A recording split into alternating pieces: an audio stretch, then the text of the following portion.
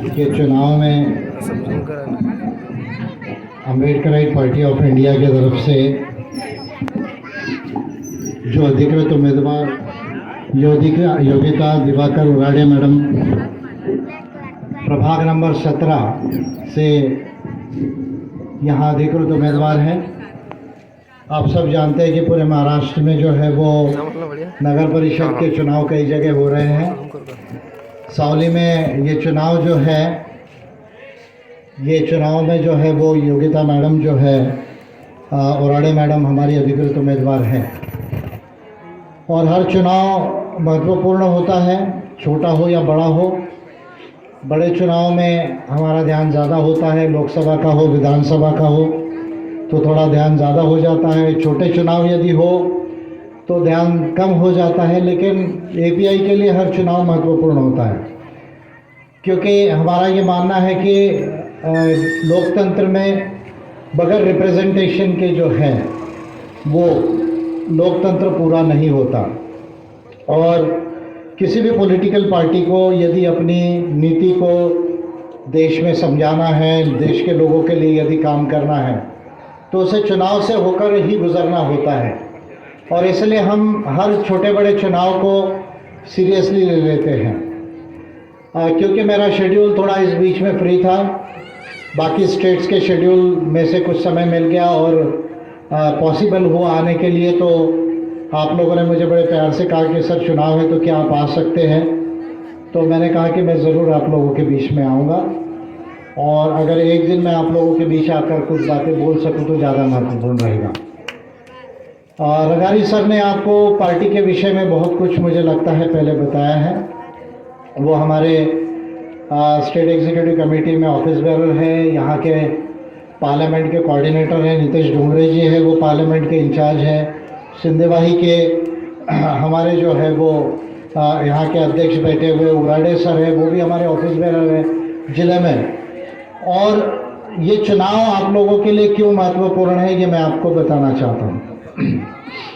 हम लोग देश के अंदर में, क्योंकि नगर परिषद का चुनाव है, आप लोग कहेंगे सर रोड पे बोलिए, पानी पे बोलिए, सड़क पे बोलिए, घरकुल योजना पे बोलिए, हॉस्टल पे बोलिए, या SC ST OBC का फंड है वहाँ पर नहीं मिल रहा है उस पर बोलिए। ये तमाम मुद्दे हैं। मुझे लगता है कि ये इन्होंने इस जो भी पैम्पलेट है उसमें कुछ अपने मुद्दे जो है पॉइंट्स लिखे हुए हैं कि ये पॉइंट्स यहाँ होना चाहिए और वो पॉइंट्स को वो करना चाहते हैं। और मेरा भी ऐसा मानना है कि अगर एपीआई की एक कैंडिडेट भी अगर जीत के जाती है सावली नगर परिषद में, तो मुझे नहीं मालूम कि आपको लगता होगा कि क्या बदलाव होगा या नहीं होगा। लेकिन मैं ये कह रहा हूँ कि एक आमूलाग्र परिवर्तन की शुरुआत होगी अगर एक सीट भी यहाँ पर जीत कर गई। एक भी सीट अगर यहाँ एपीआई की जीत कर जाती है तो एक बहुत बड़ा परिवर्तन आने की शुरुआत होगी। क्यों शुरुआत होगी इसको समझने की आप जो है कोशिश कीजिए। ताली भले बाद में बजाइए, आप फ्री है। ताली ना बजाना चाहे तो भी आप फ्री है। अगर आप हाथ खोल के दिल खोल के ताली बजाए तो भी स्वागत है, नहीं बजाए तो भी स्वागत है। लेकिन 21 तारीख को वोट देते वक्त हाथ को जो है तंग मत रखिए। ये जो है मैं आपसे विनती करूंगा कि हाथ को तंग मत रखिए। देखिए अभी हमारे देश में और महाराष्ट्र में भी और हमारे चंद्रपुर जिले में भी और सावली को लेकर भी कम ज़्यादा मैं कुछ बातें बोलूँगा कि हम लोग ये देख रहे हैं कि हमारे देश में महाराष्ट्र में बहुत बड़ी कुछ मेजर समस्याएं हैं। क्या मेजर समस्या है? अभी हमने कोरोना काल में सब लोगों ने देखा कि हम लोगों के आगे एक भारत के आगे आर्थिक संकट बहुत बड़े पैमाने पर खड़ा हुआ है। दूसरी आर्थिक संकट के वजह से जो पहले से बेरोजगारी थी वो बेरोजगारी और ज़्यादा बढ़ गई है। तीसरी जो छोटे बिजनेस थे, जो छोटे, मैं बड़े उद्योगपतियों की बात नहीं कर रहा हूँ, बिल्कुल जो छोटे और मध्यम बिजनेस थे उनके ऊपर देश में बहुत बड़ा जो है वो प्रभाव पड़ा हुआ है। ये कोरोना काल में जो टिपिकल हमारे देश में निर्माण हुई जो समस्या है, ये एक महत्वपूर्ण समस्या है जो अर्थव्यवस्था से रिलेटेड समस्या हमारे आगे खड़ी हुई।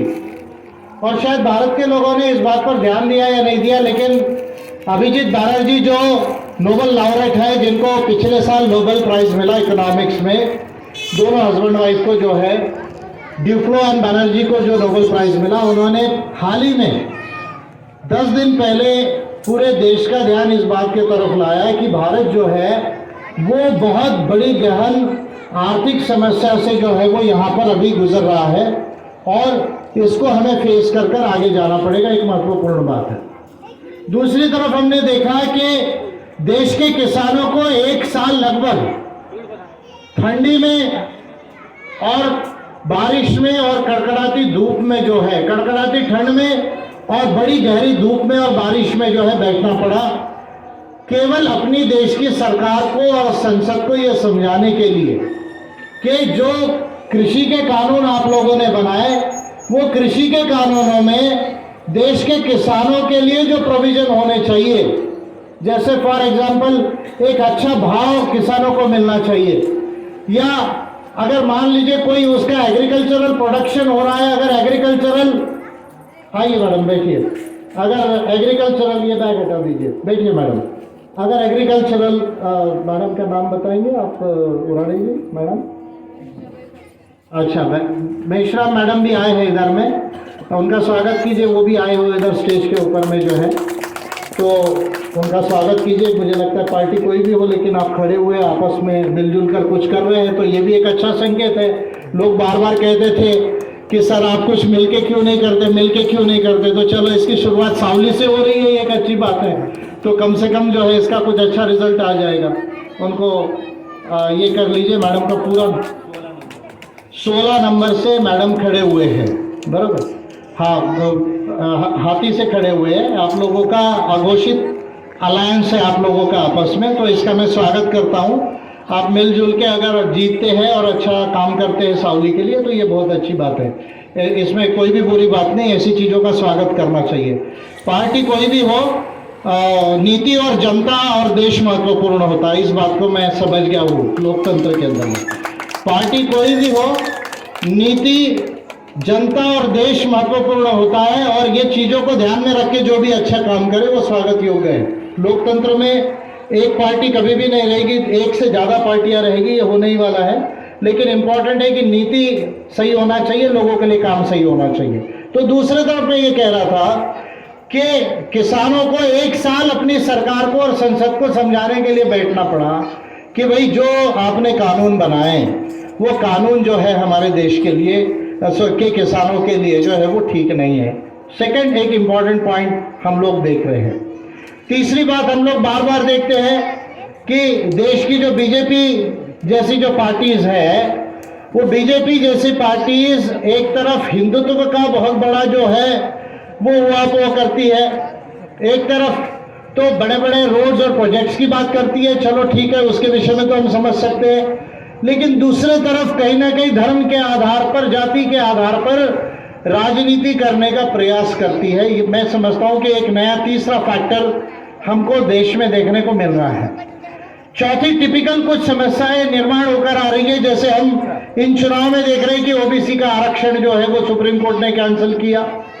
ये बात को मैं पिछले 4-5 साल से कह रहा हूं, और मैं केवल कह ही नहीं रहा हूं, अगर आप लोग थोड़ा सा ध्यान देंगे, जिसका संदर्भ रंगारी सर ने बताया, मैं देश का पहला लीडर हूं जिसने भारत के संविधान में रिजर्वेशन को एक्सपांड करने के लिए, सारे लोगों का रिजर्वेशन इंक्लूडिंग ओबीसी का, सारे लोगों के आरक्षण के विस्तार के लिए, उसको और ज्यादा अच्छा बनाने के लिए, जिसमें एससी एसटी का भी है और साथ में ओबीसी का भी रहेगा, ये देश में ये बिल बनाकर देने वाला मैं पहला लीडर हूं। ये बिल आपको जो बुकलेट देख रही है, ये बुकलेट एक बिल के फॉर्म में मैंने संसद को दी, पिछले 2 साल पहले मैंने ये संसद को दी है, और इसमें जो बात बार बार सुप्रीम कोर्ट ऑफ इंडिया कह रहा है कि 50% से ज्यादा रिजर्वेशन नहीं होना चाहिए, इसको मानव अधिकार और संविधानों को ध्यान में रखकर भेदभाव को और पिछड़ेपन को समाप्त करने के लिए एडिक्वेट रिप्रेजेंटेशन, फेयर रिप्रेजेंटेशन 50% से ज्यादा हो सकता है, होना चाहिए। ये प्रोविजन मैंने केवल बोल के नहीं, लिख कर दिए हैं भारत की संसद को, और हम ये देख रहे हैं कि पिछले 10-20 सालों से चाहे ओबीसी की जनगणना का विषय हो, चाहे डीटीएनटी की जनगणना का विषय हो, चाहे 50% से ज्यादा आरक्षण का जो है वो जो मुद्दा हो, या रिजर्वेशन इन प्रमोशन के इश्यूज हो, या जुडिशरी में रिप्रेजेंटेशन का इश्यू हो, ये तमाम चीजों में हम देख रहे हैं कि ओबीसी बार बार अफेक्ट हो रहा है, उसके साथ एससी एसटी कम्युनिटीज भी अफेक्ट हो रही है। तो ये बातें मैं आप लोगों को देश के लेवल की, स्टेट के लेवल की बार बार बता रहा हूं। किस लिए बता रहा हूं? आता महाराष्ट्राविषयी बोलायचं झालं, पहिले बीजेपी सरकार होती, आपण म्हणायचो जे काही चुकी करते बीजेपी करते। ऑफकोर्स बीजेपी तो गलत करने वाली पार्टी है, इसमें तो कोई अभी देश में कुछ बचा नहीं है, सारे लोगों को ये बात देश में समझ गई है। मग एक नवीन प्रकारची सरकार, एक नवीन प्रकारचा जो आहे महाराष्ट्रामध्ये एक एक्सपेरिमेंटेशन झालं आणि आपण ते बघतो की एक एक्सपेरिमेंटेशन झालं। शिवसेना आली, काँग्रेस आणि राष्ट्रवादी बरोबर आले, लोकांनी त्यांना जे आहे एका प्रकारची सहमती दिली की भाई बीजेपी नहीं होना चाहिए, चलो ठीक है ये है तो इनको करने दो। पण आपण बघतोय ठीक आहे, आता उद्धव सरकारला आपण म्हणू की भाई कोरोना झाला, 1.5-2 वर्ष कोरोनामध्ये गेले, सरकार नवीन होती आणि एकदम कोरोनाचं जो आहे संकट आपल्या समोर आलं। पण आपणही बघतोय की मागील 2 वर्षामध्ये ओबीसी रिझर्वेशन असो किंवा मराठा आरक्षण असो किंवा मग एससी एसटीचे सप्लायचे विषय असो, डीटीएनटीचे रिझर्वेशनचे सेटलमेंटचे इश्यू असो, ह्या सर्व जे कॉन्स्टिट्यूशनल आणि लिगल ज्या बाबी आहेत त्याला प्रॉपर एक दिशा देण्याकरता जी भूमिका, जे स्टेप्स जे आहेत उद्धव ठाकरे सरकारने घ्यायला पाहिजे, ते घेण्यामध्ये उद्धव सरकार आपल्याला सक्षम दिसत नाही। अर्थात असं की भारतामध्ये पार्टीज खूप आहेत, आपण म्हणतो किती पार्टी करणार, किती पार्टी करणार, किती पार्टी करणार। आपल्या भारताचे म्हणजे जी जनता आहे, जे लोक आहेत त्रस्त होतात कधी कधी। मी देशामध्ये आंबेडकराईट पार्टी ऑफ इंडिया 20च्या पेक्षा जास्त राज्यांमध्ये आहे, cutting across north India, south India, west India to east India. म्हणजे एपीआयला मी जे बिल्डअप केलं मागील 6 वर्षामध्ये, 7 वर्षांमध्ये, ते एक स्टेट पर्यंत मर्यादित ठेवलं नाही। जर मी महाराष्ट्रावर फोकस केलं असतं, जर मी छत्तीसगडवर फोकस केलं असतं किंवा ओडिसावर फोकस केलं असतं तर आतापर्यंत तुम्हाला एपीआयचे एमएलए किंवा एमपी दिसले असते। हे मी तुम्हाला फ्रँकली सांगतोय, नगर परिषद वगैरे मध्ये तर खूप मेंबर असले असते। पण माझा एक ड्रीम होता की I want to give the best party to India.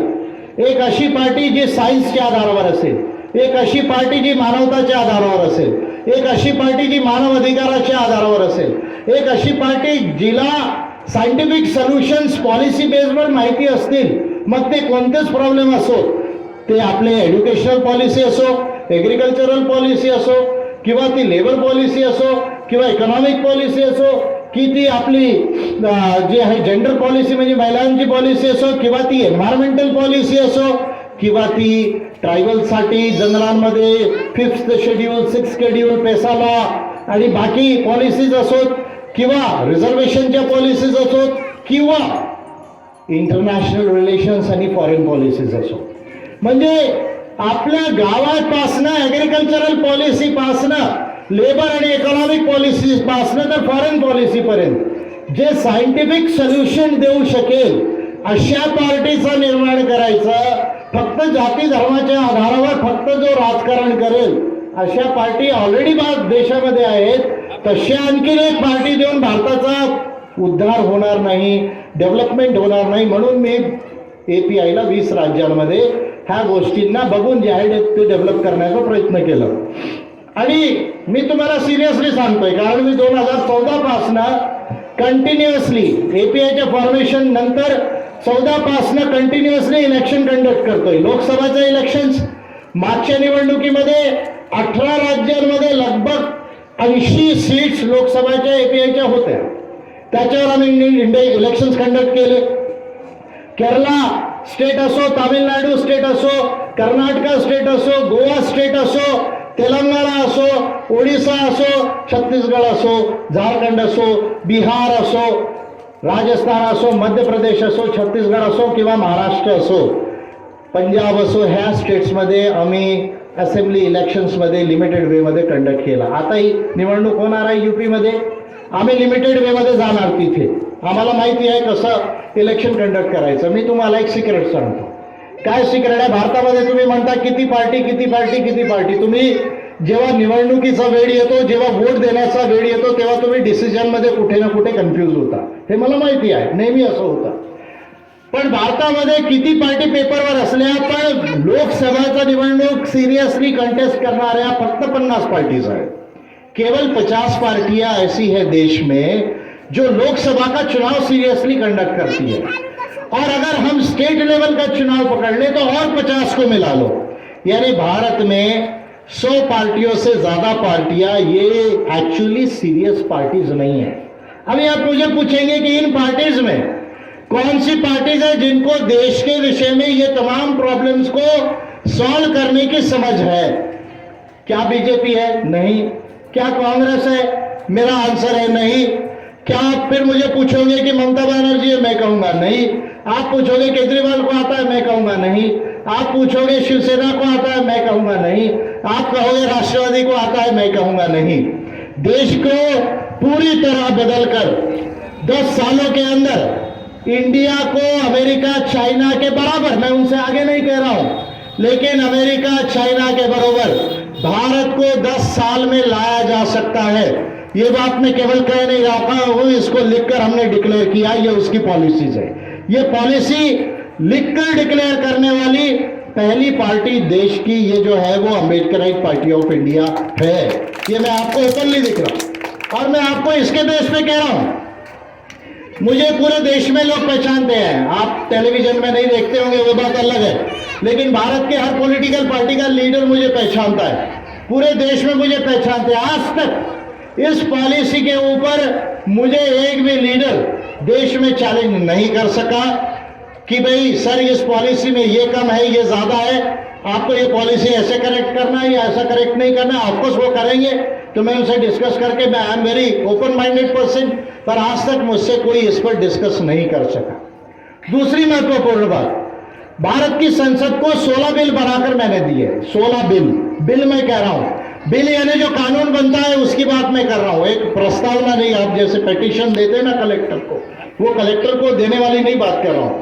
जो एक्चुअली कानून बनता है वो 16 मैंने बनाकर दिए. 10 बिल बनाकर दिए भारत की चुनावी व्यवस्था को प्रातिनिधिक बनाने के लिए.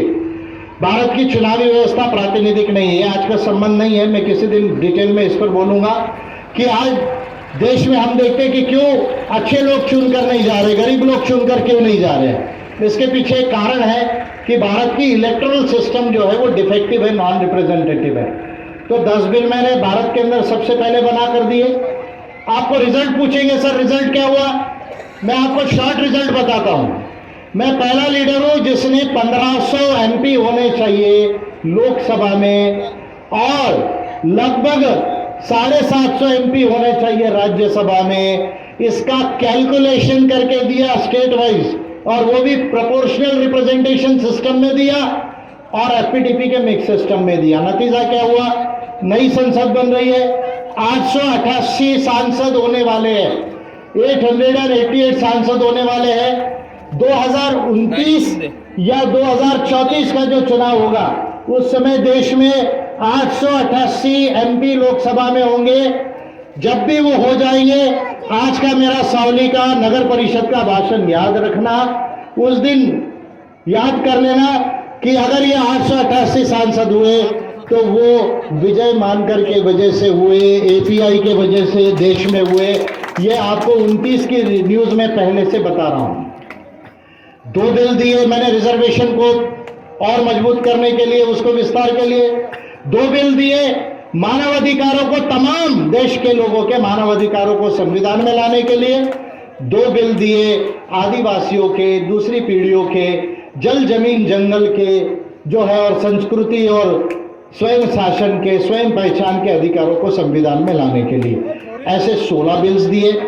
30 पिटीशन दी, जिसमें कि अभी मैं एक पिटीशन पे बात किया, ओबीसी की जनगणना होनी चाहिए, आदिवासी का ट्राइबल कोड होना चाहिए, धर्म को नहीं मानने वालों का भी कॉलम सेंसस में होना चाहिए.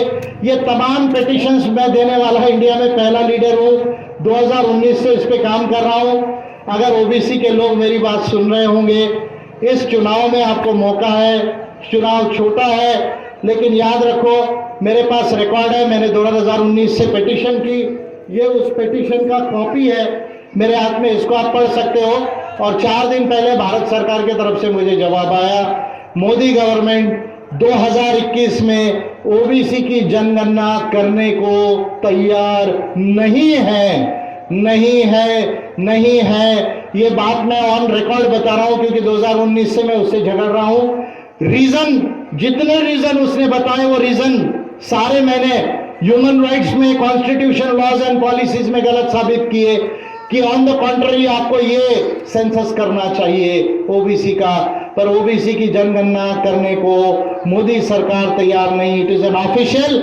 और इसलिए अगर ओबीसी के लोग मेरी बात सुन रहे हो पूरे महाराष्ट्र के, तो मैं आपसे कहूंगा आपको ये मौका है इस नगर परिषद के चुनाव में, जो भी चुनाव में है, पहला एक काम कीजिए, बीजेपी को हराइए। इस पूरे महाराष्ट्र के अंदर में ये चुनाव में बीजेपी को हराइए। ये संदेश जाने दीजिए कि अगर ओबीसी की आरक्षण और ओबीसी की जनगणना का इश्यू सॉल्व नहीं होता तो बीजेपी को ओबीसी वोट नहीं करेगा। तो मी तुम्हाला छोट्या छोट्या गोष्टी सांगितल्या ह्या आपल्या नगर परिषदेच्या निवडणुकीशी संलग्न नाहीत, they are not related to our elections, पण तरी सुद्धा ह्या गोष्टी मी तुम्हाला का सांगितल्या? मी तुम्हाला ह्या गोष्टी याकरता सांगितल्या की 2024 मध्ये API लोकसभेच्या निवडणुकीमध्ये आणि त्याच्यापूर्वी जिथे जिथे स्टेट इलेक्शन्स येऊन राहिलेले आहेत, we are going to contest the elections very seriously. आणि तुम्ही बघाल की 2024 मध्ये API लोकसभेपर्यंत जाण्याचं जे ते प्रयत्नशील आहेत अँड विल बिकम सक्सेसफुल। आणि जर भारताच्या लोकांनी माझी गोष्ट समजून घेतली आणि जर मला प्रेम दिलं, मला जर समजून घेतलं, तो यू विल सी कि 2024 में मैं भी संसद में जो है वो एंटर होऊंगा। ये बात जो है वो मैं आप लोगों को बोल रहा हूँ। कहाँ से चुन कर जाऊँगा, कैसे चुन कर जाऊँगा, वो आज मैं नहीं बोलूँगा, वो आपको 23 के एंडिंग में समझेगा। पर 2024 में मैं भी संसद एंटर होऊंगा। और अगर मैं संसद एंटर हो गया, डोंट वरी, आपके आगे जो लीडर खड़ा है आज पूरे इंडिया में और वर्ल्ड में एक भी ऐसा लीडर नहीं है, पॉलिटिकल पार्टी नहीं है जो मेरे नॉलेज को मैच कर सके। पूरे इंडिया के अंदर और वर्ल्ड के अंदर में एक भी ऐसा लीडर और पॉलिटिकल पार्टी नहीं है। और दुनिया और देश में ऐसी कोई बात नहीं है जो मुझे मालूम नहीं है, जिसको मैं कर नहीं सकता।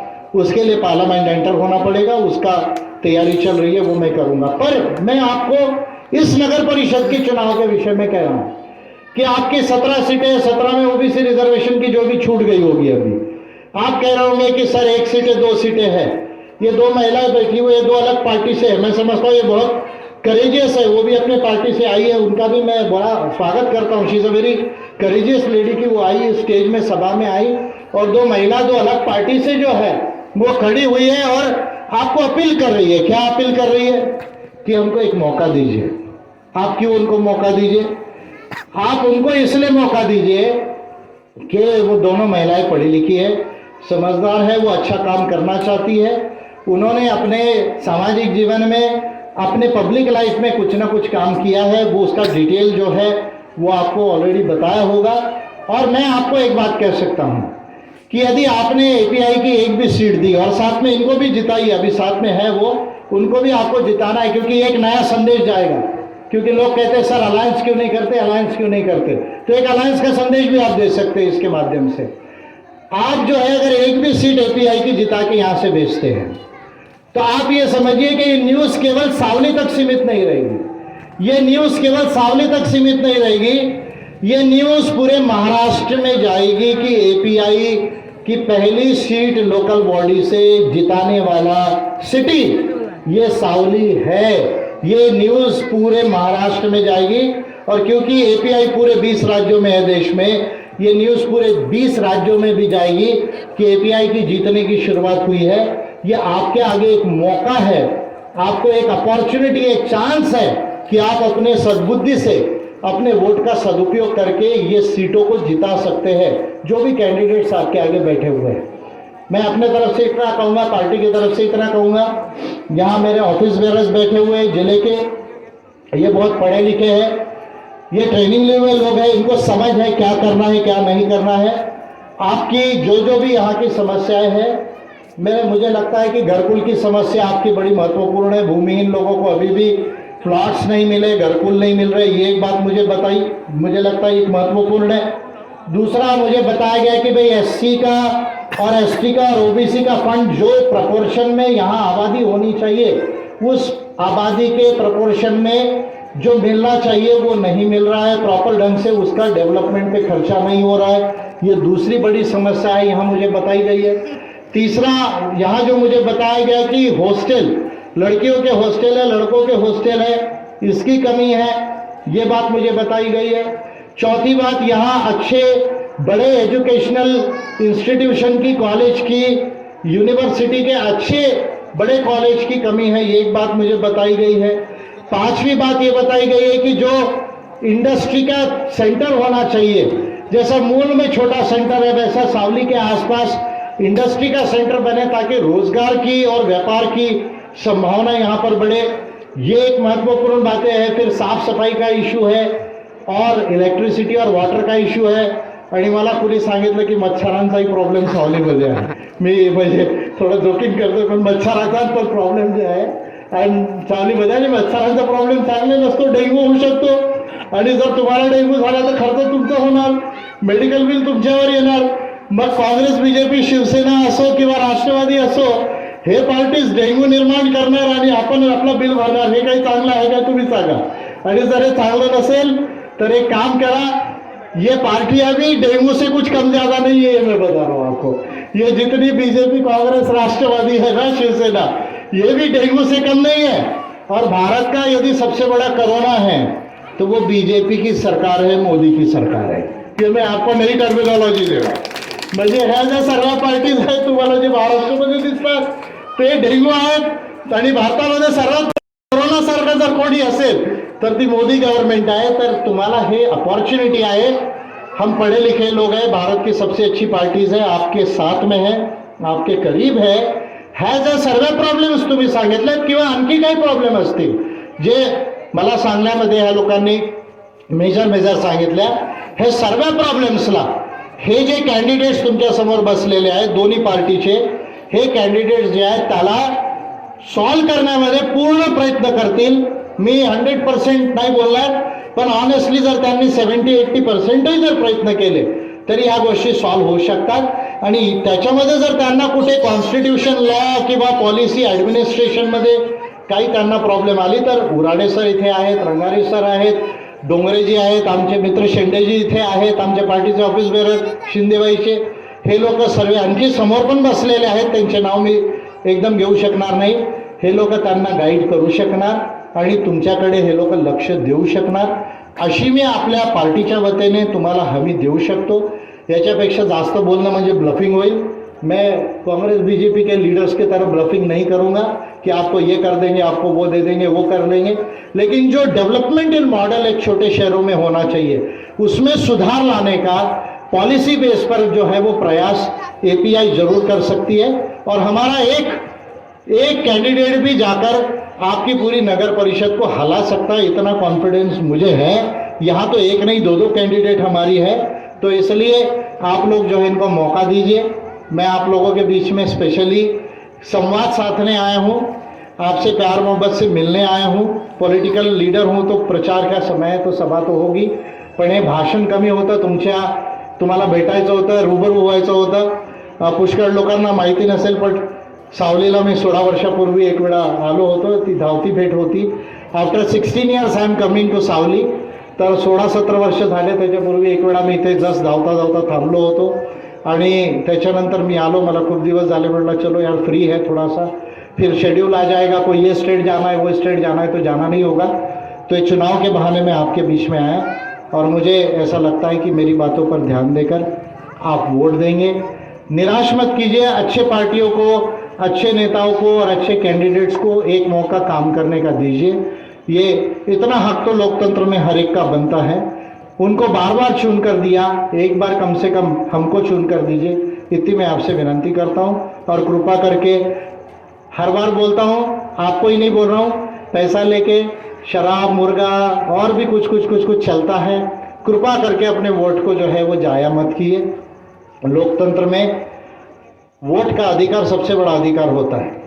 अगर आपको कुछ बेचना भी पड़ जाए तो घर बेच दो, आपका कुछ सामान बेच दो, गाड़ी बेच दो, लेकिन वोट कभी मत बेचो। किस लिए मत बेचो? क्योंकि वोट ही एक अधिकार है जिसके आधार पर डेमोक्रेसी में एक नागरिक किस तरह का गवर्नमेंट चाहिए, किस तरह की पॉलिसी चाहिए, इसका निर्णय करने का अधिकार जो है वो केवल वोट का अधिकार है। इसलिए मैं आपसे हाथ जोड़ के विनती करता हूं कि ऐसे कोई भी प्रलोभन में, गलत कामों में मत जाइए और अपने सद्विवेक बुद्धी से, सुजानता से तुम्ही कोर्टला जे आहे ते 17 नंबर प्रभागामध्ये आहे, 21 तारखेला मतदान द्या। आणि मॅडम आहेत, उनका भी सिंबल है, उनका सिंबल 16 नंबर प्रभाग है और सिंबल उनके टोपी के ऊपर है, तो वो टोपी जो है वो सिंबल है, तो उनको भी वोट दीजिए। ये दोनों साथ में मिलकर काम करना चाहते हैं। ऐसा समझिए कि दोनों महिलाएं आकर ये पार्टी के लोगों की समझदारी से एक अघोषित युति हो गई है। मेरे प्रेजेंस में क्योंकि हुई, मैं राष्ट्रीय अध्यक्ष हूँ, तो अघोषित थी तो घोषित हो गई है। तो इसलिए जो है अभी ये जो घोषित हो चुका है उसको आप अच्छा स्वरूप दीजिए और 21 तारीख को वोट देके विजयी बनाइए। बस इतना मैं आप लोगों को विनती करता हूँ। धन्यवाद।